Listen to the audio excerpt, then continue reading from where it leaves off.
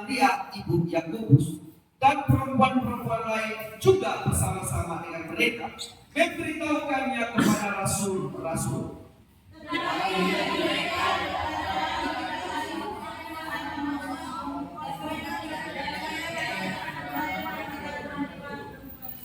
Sungguh pun demikian, Petrus bangun lalu cepat-cepat pergi ke kubur itu. Ketika ia menjenguk ke dalam, ia melihat hanya kain kafan saja. Lalu ia pergi dan ia bertanya dalam hatinya, apa yang kiranya telah terjadi? Demikian firman Tuhan. Dan biarlah setiap kita berbahagia, adalah setiap kita yang tidak saja menjadi pendengar, tapi juga menjadi pelaku dari kebenaran firman Tuhan. Bapak Ibu saudara-saudara yang dikasihi oleh Tuhan kita Yesus Kristus, Lewis yang mengatakan begini, bahwa penderitaan adalah cara Tuhan untuk mendekatkan diri kepada Allah. Atau penderitaan adalah cara Tuhan untuk membawa kita kembali kepada jalan Tuhan. Maka dengan demikian kita mulai sedikit merenungkan di dalam hidup kita. Apa yang sering terjadi di dalam hidup kita yang membawa kita kepada Tuhan? Setiap orang kalau dia berada di dalam kesukacitaan, kegembiraan, kelimpahan atau apapun, maka cenderung untuk menjadi lupa dengan Tuhan.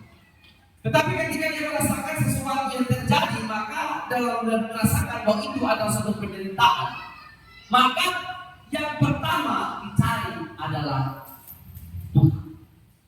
Dan memang begitulah natur manusia. Dan penderitaan yang dialami oleh Tuhan Yesus adalah berbeda dengan yang dialami oleh manusia. Hal-hal yang dialami oleh Kristus selain daripada kematian dalam penderitaan, atau juga berbagai hal yang mungkin hampir sama dengan manusia, tetapi ada hal-hal yang tentu menjadi berbeda dengan yang dialami oleh manusia. Dan kita melihat bahwa semua manusia pasti akan mengalami kematian. Kematian terjadi, tetapi juga saudara-saudara, kematian Kristus menjadi berbeda, dan ini dapat dikategorikan sebagai hal yang cukup unik. Dan dalam pembacaan ini saya melihat ada 4 keunikan dari kematian dan kebangkitan dari Tuhan Yesus Kristus melalui pembacaan ini. Yang pertama, saudara-saudara, kita melihat bahwa pagi-pagi benar ada kepercayaan atau ada ritual yang dilakukan oleh orang-orang pada waktu itu untuk mempersiapkan segala rempah-rempah yang dapat mereka gunakan untuk membalut agar tubuh Tuhan, dengan harapan supaya tubuh yang telah tercabik-cabik itu tidak busuk, tubuh yang tercabik-cabik itu dapat terawat dan dapat bertahan, dan untuk menahan percepatan pembusukan yang keluar, maka mereka merasa perlu untuk dirempah-rempah. Tetapi ada hal yang terjadi di situ. Di dalam Lukas pasal 24 ayatnya yang ke-39 sampai dengan ayat yang ke-47, saudara dikatakan, lihatlah tanganku dan kakiku, aku sendirilah ini, rabalah aku dan lihatlah, karena aku tidak ada daging dan tulangnya seperti yang kamu lihat ada padaku. Sambil berkata demikian, dia memperlihatkan tangannya dan kakinya kepada mereka. Dan ketika mereka mempercayakan ajarannya dan masih heran, berkatalah ia kepadanya, adakah padamu makanan di sini? Lalu mereka memberikan kepadanya sepotong ikan goreng. Ia mengambilnya dan memakannya di depan mata mereka sampai ayat 43. Saudara, keunikan kebangkitan Kristus ini yang berbeda dari yang lain, memberikan satu kesan atau suatu bukti bahwa Dia adalah Allah yang sejati. Kristus adalah Allah yang sejati. Dalam kealahannya itu, maut tidak akan mungkin dapat menahan Dia. Maut tidak akan mungkin tahan terhadap segala gelora kealahan dalam alam maut itu. Dia memberikan satu bukti kepada banyak orang kepada murid-muridnya, kepada para ahli Taurat, orang Farisi, orang Saduki, para orang Roma yang telah menyalibkannya, bahwa sungguh benar dia itu adalah anak Allah. Kita melihat di dalam pembacaan kita pada hari ini, dan setelah mereka masuk, mereka tidak menemukan mayat Tuhan Yesus, sementara mereka berdiri termangu-mangu. Karena hal itu, tiba-tiba ada dua orang berdiri dekat mereka, memakai pakaian yang berkilo-kilo. Mereka sangat ketakutan dan menundukkan kepala, tetapi kedua orang itu berkata kepada mereka, mengapa kamu mencari dia yang hidup di antara orang mati? Saudara, kematian memang membawa keterpisahan. Kematian memang membawa kesedihan. Bahkan trauma dalam kehidupan orang-orang percaya, kehidupan umat manusia. Namun keunikan dalam kematian Kristus, dia memberikan satu penyataan iman di tengah-tengah dunia ini, bahwa kesejatiannya sebagai Allah yang selama ini diragukan, yang selama ini membingungkan semua orang, kini menjadi terbuka, kini menjadi nyata. Jadi itu keunikan yang pertama. Keunikan yang kedua, saudara, yang kasih Tuhan Yesus Kristus di dalam kitab Rom pada pasal yang ke-8 ayat yang ke-34. Coba saudara sendiri baca untuk kita. Roma pada pasal yang ke-8. Roma pasal 8 ayatnya 38 sampai ayatnya yang ke-39. Sebab aku yakin bahwa baik maut maupun hidup, baik malaikat-malaikat maupun pemerintah-pemerintah, baik yang ada sekarang maupun yang akan datang, atau kuasa-kuasa, baik yang di atas maupun yang di bawah, ataupun sesuatu makhluk lain, tidak akan dapat memisahkan kita dari kasih Allah yang ada dalam Kristus Yesus Tuhan kita. Amin. Haleluya. Jadi saudara, bukti yang kedua atau keunikan yang kedua dari kebangkitan Kristus, memberikan satu pernyataan, memberikan kepada kita satu bukti bahwa Kristus adalah pemenang. Sebagai pemenang, tidak ada satupun yang dapat memisahkan kita dengan kasih karunia Allah yang telah Dia limpahkan kepada kita, yang telah Dia berikan kepada kita. Sehingga kepada orang-orang Efesus Rasul Paulus katakan bahwa hanya oleh karena iman kamu diselamatkan, bukan karena kekuatanmu, bukan karena kehebatanmu, tetapi semata-mata hanya oleh karena iman. Uniknya kebangkitan Kristus juga memberikan bukti kepada kita sebagai orang-orang percaya bahwa kemenangan kita setelah kematian itu juga senantiasa ada, dan itu sungguh nyata di tengah-tengah kehidupan kita. Saudara, di dalam kitab 1 Korintus pada pasal yang ke-15, firman Tuhan katakan di dalam ayat yang ke-12, jadi bagaimanakah kami beritakan bahwa Kristus dibangkitkan dari orang mati?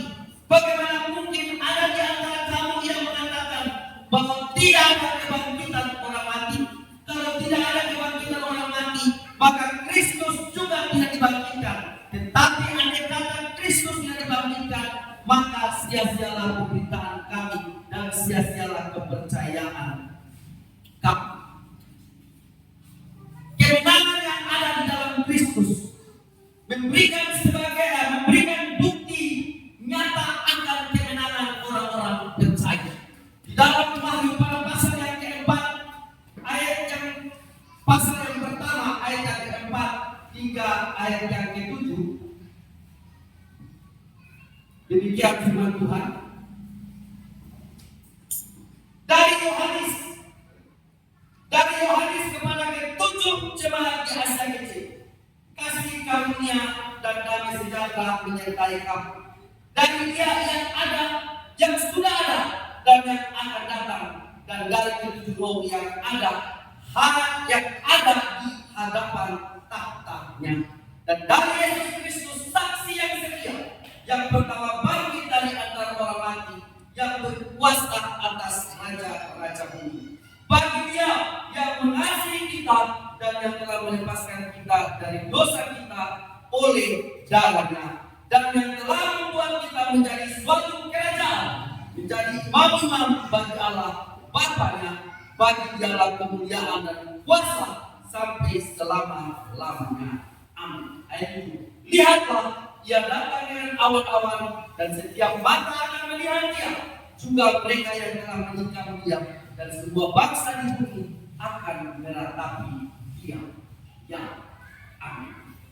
Aku adalah Alfa dan Omega, firman Tuhan Allah, yang ada, yang sudah ada, dan yang akan datang, yang Maha Kuasa.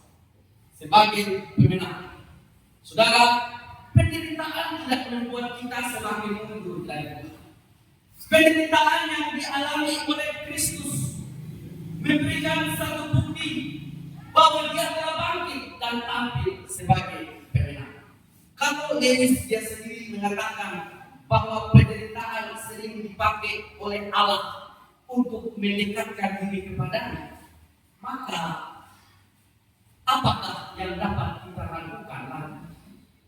Jika Allah di pihak kita, siapakah yang mau melawan kita? Bahkan firman Tuhan katakan, "Hei maut, di manakah senangmu?"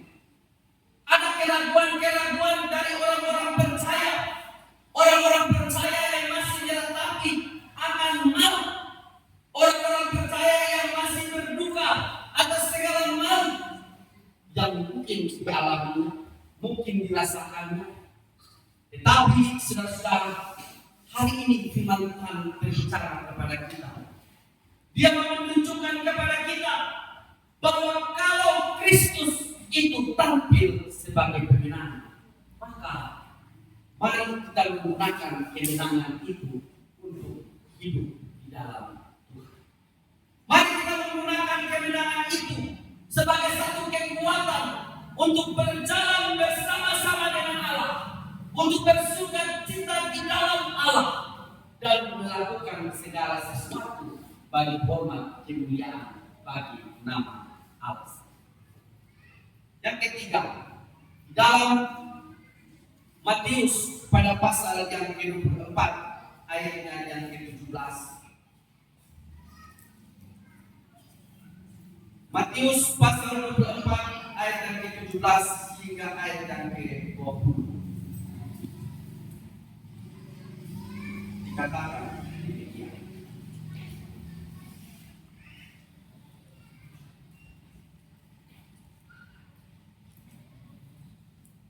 Orang yang sedang di pelaminan di atas rumah, janganlah ia turun mengambil barang-barang dari rumahnya. Dan orang yang sedang di ladang, janganlah ia kembali untuk mengambil pakaiannya. Celakalah ibu-ibu yang sedang hamil atau yang menyusukan bayi pada masa itu.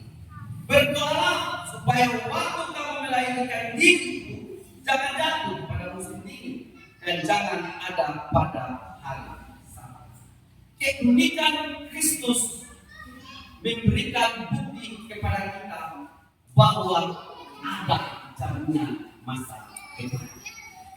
Saudara, jaminan masa depan yang kita peroleh oleh karena adanya pembaharuan di dalam hidup kita yang dikerjakan secara kontinu, secara terus-menerus, sehingga ketika masa antikris atau yang dikatakan di sini dengan ayat siksaan yang berat bagi Mesias palsu terjadi, ada hal-hal yang terjadi dalam berbagai macam peristiwa di dalam kehidupan umat manusia.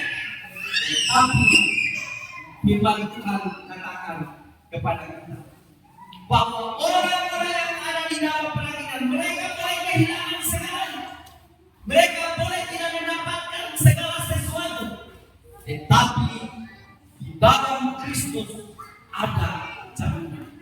Di dalam Kristus memberikan satu harapan yang baru di tengah-tengah kehidupan umat manusia. Keunikan daripada kebangkitan ini yang merupakan kesadaran kebangkitan iman bagi gereja Tuhan. Kesadaran dari seluruh orang percaya bahwa sungguh ada masa depan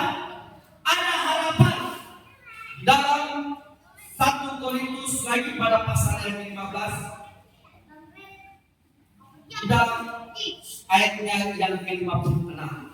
Dengan maut ialah dosa dan kuasa dosa ialah hukum Taurat. Tetapi syukur kepada Allah yang telah memberikan kepada kita kemenangan oleh Yesus Kristus Tuhan kita. Karena itu saudara-saudara yang terkasih, berdirilah teguh, jangan goyah dan diam selalu dalam pekerjaan Tuhan. Sebab kamu tahu bahwa dalam persekutuan dengan Tuhan jerih payahmu tidak sia-sia. Saudara, dunia kalau orang-orang politik katakan bahwa Indonesia sedang tidak baik-baik. Ada banyak goncangan-goncangan yang sering kita dengar di mana-mana. Demo-demo yang sering kita dengar. Bahkan peperangan yang sering kita dengar. Dan kita tidak tahu apa yang terjadi. Tetapi tanda-tanda itu juga menunjukkan kepada kita bahwa hari Tuhan itu semakin dekat. Namun kepada orang-orang yang dikatakan di sini bahwa mereka memiliki jaminan, Kristus memberikan jaminan sedemikian rupa oleh karena Dia telah bangkit dari antara orang. Ada hari depan yang baik, ada masa depan yang baik yang Tuhan persiapkan bagi umat pilihan.